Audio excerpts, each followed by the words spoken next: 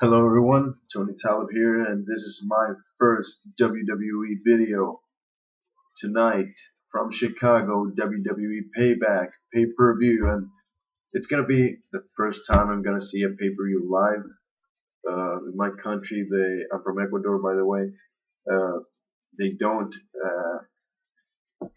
There's no chance to seeing pay-per-view live, um, except for the last two WrestleManias, which I saw live. So this is my first non-WrestleMania pay-per-view that I'm gonna be watching live. I'm excited about it. I cannot wait. It's $20 here. I don't know how much it's in the US, but I think it's gonna be worth it. So anyway, the first match is going to be a pre-show match between Sheamus and Damien Sandow, which, with my eyes closed, I'm gonna give it to Sheamus because just because he's being better than Damien Sandow. Uh, if rumors are correct, there are plans for him to be fighting Randy Orton at SummerSlam, so he needs to be uh, keeping his momentum at least until SummerSlam, and he's practically unbeatable when he's alone and when he's not battling the Shield. So I don't see any way that he's losing this match, especially being the pre-show. I think they're gonna want the fans to start the night happy.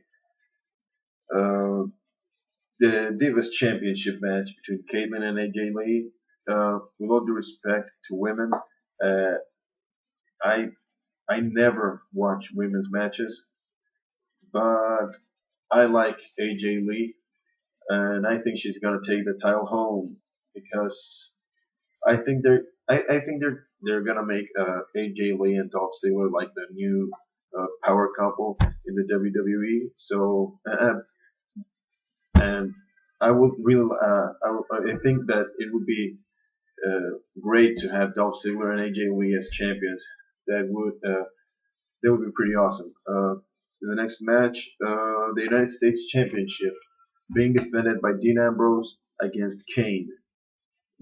I see no reason for Kane to win the U.S. title. I, he's never won it, I think, and he doesn't need it right now.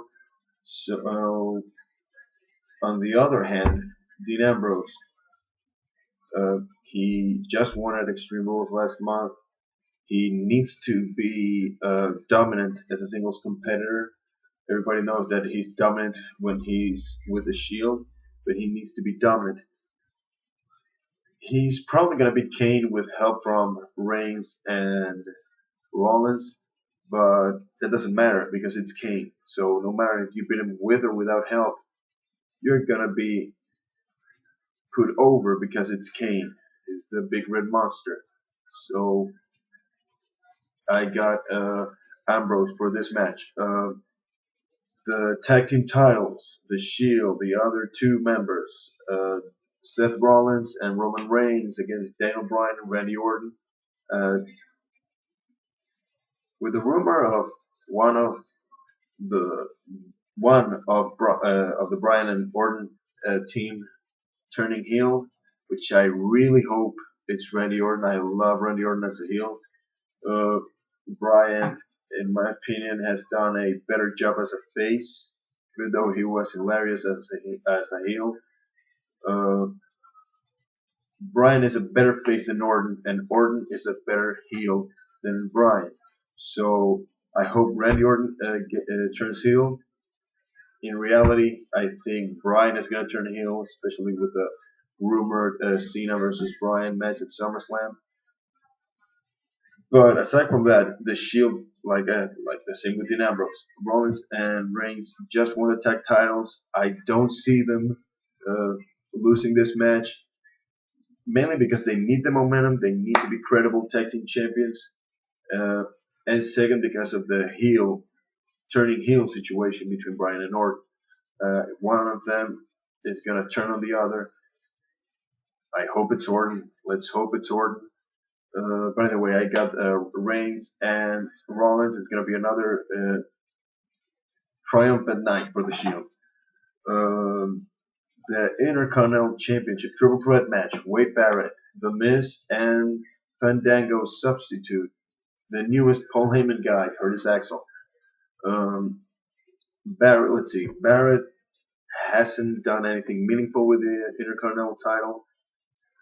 Granted, that could be because the creative has had nothing for him. Uh, it has been perhaps one of the most forgettable Intercontinental title reigns in the last decade or in history. So if I don't see him winning, The Miz has been on and off lately. He hasn't got the momentum he used to have back when he was, ever since he lost the WWE Championship. Well, actually, ever since the Awesome Truth uh, program. And so that leaves us with Curtis Axel. He's has been repackaged. He's a Paul Heyman guy, and well, he just took out Triple H. So you could tell if you can't tell, that's my pick. There's gonna be a new Intercontinental Champion, Curtis Axel, and that's gonna launch his push over the summer. Uh, Besides, Paul Heyman guys always win important matches. If you don't believe me, ask CM Punk, ask Brock Lesnar. Well, now it's Curtis Axel's time. Next match, mm, Chris Jericho versus CM Punk. Chris Jericho against the returning CM Punk, returning in his hometown nonetheless. Hmm. That's gonna be, in my opinion, the match of the night. These two are great together. Chris Jericho, the roles are reversed. Chris Jericho is now the face. CM Punk is now the heel, at least in theory. Will Paul Heyman turn on CM Punk? That's the big question everyone's asking themselves. Hmm. I really have no idea about that. But either way, I'm gonna go with Chris Jericho pulling the upset. Why? Because Punk has won a lot in Chicago lately, and Jericho hasn't been CM Punk. It's two for CM Punk, nothing for Jericho. So the third one's the charm for Jericho. And regarding Paul Heyman turning on CM Punk, I have no clue. I really have no clue. I would suggest that if Jericho indeed does win, it's gonna be because Paul Heyman turns on CM Punk. But well, he can win clean. We're gonna have to wait and see. The World Heavyweight Championship match: Dolph Ziggler in his first title defense against Alberto Del Rio. After his concussion, there's no way he's gonna lose the title. Uh, Adding to that I think they're gonna make AJ Lee win the Divas title. They're gonna be a power couple, so to speak. So I'm seeing Dolph Ziggler winning here with putting a great match, perhaps the second best match on the card after Jericho and Punk. So yeah, Del Rio just came from losing the title. I would hate if Dolph Ziggler lost the title in his first defense.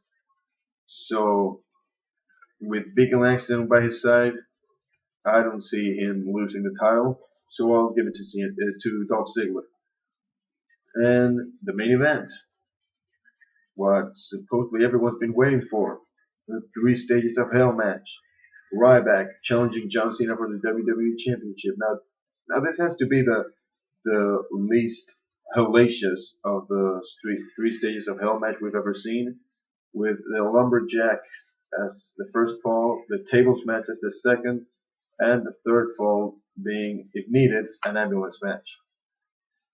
You know, I don't see the ambulance match as being the deciding factor in a Three Stages of Hell match. I would rather see a ladder match or a cage match.